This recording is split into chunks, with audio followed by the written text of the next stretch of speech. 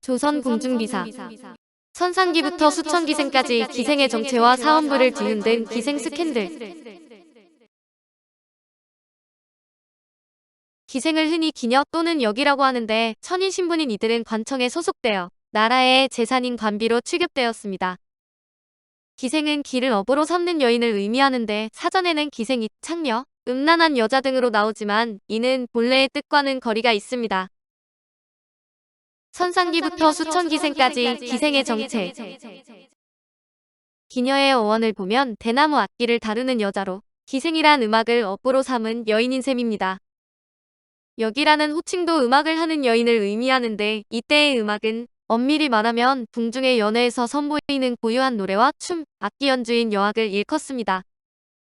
명나라에서는 여악을 천하게 여겨 궁중 연회에 사용하지 않았고 조선 초기에 궁중 음악을 정리하면서 여악을 폐지하자는 주장이 제기되었으나 세종의 강력한 의지로 명맥이 이어졌습니다. 여악은 크게 노래와 춤 그리고 악기로 이뤄지며 기생도 노래를 부르는 성기, 춤을 추는 무기, 악기를 다루는 악기 등으로 구분되었습니다. 그러나 후기로 갈수록 이런 구분이 사라져 가무는 기생이, 악기 연주는 악공이 맡는데 일반적으로 폐활량이 중요한 관악기는 남성 연주자가 맡고 기생들은 검은고나 가야금 등을 다뤘습니다. 여악에서는 여성 악공을 현수 혹은 코머리라고 불렀는데 이처럼 예인으로 기생의 역할은 악기를 다루는 여인이라는 본래 어원과 맞아떨어지는 셈입니다. 기생은 활동지역에 따라 중앙의 경기와 각 지방의 관기로 구분되는데 경기는 음악을 관장한 관청인 장악원에 소속되었으며 기생 중 가장 상급으로 꼽혔습니다. 반면에 관기는 술맛을 돋우는 술국이라는 의미의 주탕으로 불리며 무시당하기 일쑤였습니다. 경기에 빈자리가 생기면 관기 중 일부가 서울로 올라왔는데 이들을 가려 뽑아서 올려보낸 기생이란 의미로 선상기라고 했습니다. 관기가 선상기가 되려면 가무가 출중하고 인물이 뛰어나야 했는데 경기들의 주된 임무는 궁중연회에서 춤과 노래 솜씨를 펼쳐 여흥을 돋우는 것이었습니다. 외국에서 사신이 방문할 때에도 경기가 동원되었는데 이런 국가 행사가 흔한 일은 아니라 평소에는 고관들의 잔치에 불려갔고 이것이 주 수입원이었습니다. 지방 관기들도 주로 관하나 지방 유지가 주관하는 잔치에 불려가 가무를 뽐냈고 간혹 왕명을 받든 복명사신이나 고관의 잠자리 시중을 들기도 했는데 이를 수청기생이라고 했습니다. 본래 수청은 관리가 숙소에 머물 때 청사에 머물며 수발드는 것을 뜻하는데 여기에는 잠자리를 함께하는 것까지 포함되었습니다. 남녀의 동침이 방에서 이뤄지다 보니 방을 지키는 기생이라는 의미로 방수기, 방지기 혹은 방기라고도 했습니다. 이런 잠자리 시중이 매춘의 성격을 띠면서 기생은 몸을 파는 여자라는 뜻의 창기라고 불렸는데 초반에는 여성 광대를 뜻하는 창기와 구분했으나 점차 혼용되었습니다. 지방의 관기들에게는 수청이 강제되었는데 이를 거절하면 처벌을 받아 수청을 거절한 기생이 매를 맞아 죽은 경우가 기록에 심심찮게 등장해 변사또가 춘향을 때려 죽일 수 있었던 것입니다. 일례로 태종대 나주지역의 판관이었던 최직기가 관기 명화에게 수청을 명했으나 명화가 이를 받아들이지 않아 매질하여 죽게 한 일이 있었습니다. 관기 중에서 처지가 가장 열악했던 기생은 방직기였는데 일부 방직기들은 변방으로 발령 난 군관들의 현지터 노릇을 하며 그들의 살림을 돌보고 잠자리까지 같이 했습니다. 그러다 군관들이 임무를 마치고 고향으로 돌아가면 다른 군관과 함께 살아야 했는데 방직기는 늘 모자라 때로 관비나 산호비들이 그 자리를 대신 채웠고 여종들이 유녀가 되는 경우도 생겼습니다. 유녀는 색주가의 매춘부였는데 한 번 명단에 이름이 오르면 평생 유녀로 살아야 했고 화대의 일종인 왕팔체를 받아 생활했습니다. 사실 방직기도 유녀와 처지가 크게 다르지 않았지만 기생들이 주로 양반이나 중인을 상대한 것과 달리 유녀는 하층민을 상대했습니다. 관기의 수는 고을의 크기에 따라 천차만별로 현 단위의 작은 고을에는 10명 내외, 부정도의 중간 고을엔 20명 내외의 관기가 있었는데 춘향전을 보면 남원도 후부에 19명의 기생이 있었다고 합니다. 각 도의 관찰사가 머물렀던 가명에는 100명 안팎의 기생이 있었는데 특히 기생으로 명성을 떨친 지역은 평양이었습니다. 예로부터 평양은 미인이 많이 나는 고을이라는 의미로 색향이라고 했는데 많을 때는 180명의 기생이 있었다고 합니다. 평양이 기생으로 유명했던 이유는 그곳이 중국 사신이 들어오는 길목이었기 때문으로 중국 사신의 행렬을 환영하는 행사에는 동원할 기생이 많이 필요했습니다. 실제로 지방에서 발탁되어 서울로 올라오는 선상기 중 상당수가 평양 출신이라 관리들은 평양 감사를 선호했는데 평양 감사도 저 하기 싫으면 그만이라는 속담이 여기에서 유래했습니다. 그러나 기생의 수가 가장 많았던 곳은 따로 있었는데 바로 함경도 북청으로 북청은 물장수를 떠올리게 되지만 조선시대에는 기생이 많기로 유명했습니다. 북청이 위치한 함경도 남병령에 소속된 관기의 숫자만 400여 명에 육박할 정도였지만 북청 기생이 인기가 좋았던 것은 아니었습니다. 이들의 대부분은 변방을 지키는 군관들의 현지터 노릇을 하는 방직기였기 때문으로 방직기는 처지가 너무나 열악해 기생들은 북청으로 가는 것을 가장 싫어했다고 합니다. 북청 사람이 딸을 셋 낳으면 하나는 농사꾼에게 시집 보내고 하나는 무당에게 팔고 나머지 하나는 기방에 팔아 기생으로 만든다고 할 정도로 북청 기생 중에는 지역의 가난한 집안 출신이 많았습니다. 사원부를 뒤흔든 기생 스캔들. 기생과 어울릴 수 있었던 사람들은 대부분 양반이나 권세가라서 양반들은 기생과 수많은 스캔들을 일으켰습니다.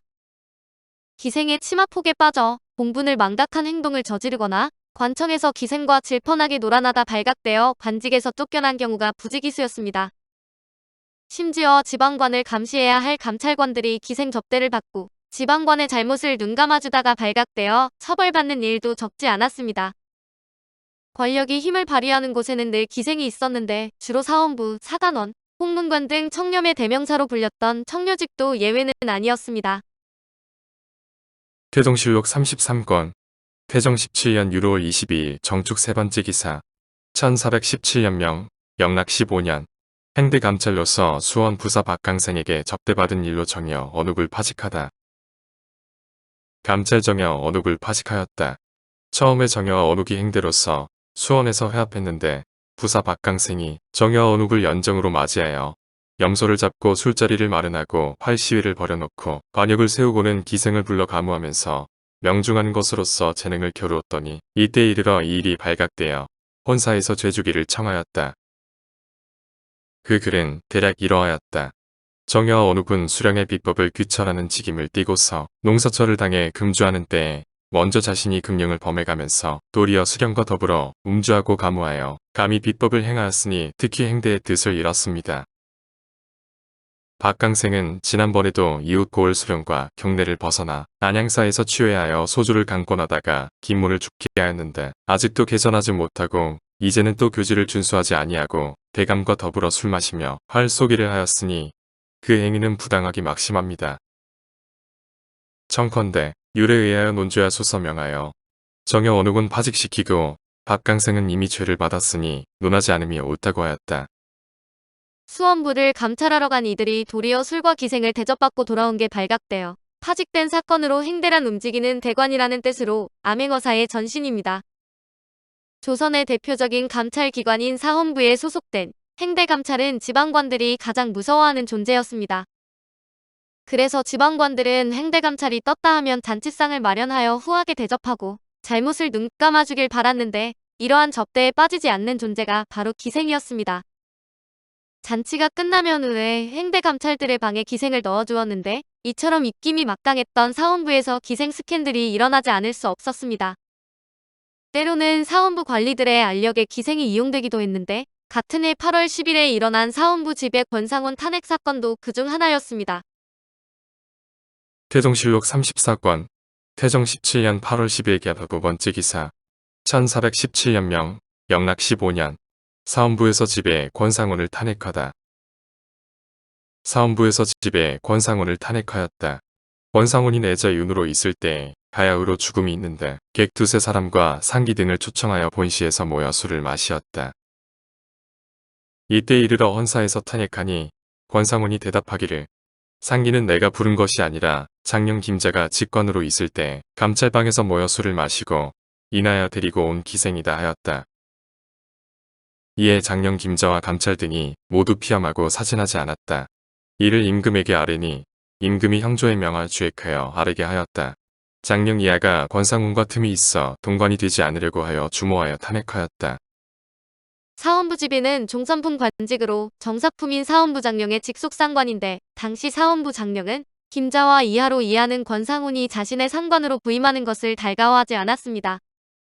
이에 권상훈이 내자 시은 시절 기생을 끼고 술을 마셨다고 탄핵을 한 것으로 금주령을 어기고 술을 마신 것보다 기생과 놀아났다는 점이 부각되었습니다. 내막을 보면 사헌부지비로 임명된 권상훈을 사헌부에서 초청하여 일종의 환영회를 했는데 축하한다고 자리를 찾은 김자는 감찰방에서 술을 마신 것도 모자라 기생까지 대동하고 본청에 나타난 것입니다. 이렇게 되자 이하의 입장이 곤란해졌는데 권상훈을 사헌부로 오지 못하게 하려다 불똥이 사헌부와 김자에게 튄 것으로 이 사건이 아니라도 이하와 권상훈의 감정의 골은 이미 깊어져 있었습니다. 이하가 갓 장령이 되었을 때 그가 객사의 섬도를 캔의 사사로이 사용했다고 권상훈이 탄핵한 적이 있었기 때문으로 당시 권상훈은 풍문에 근거해 이하를 탄핵한 것이었습니다.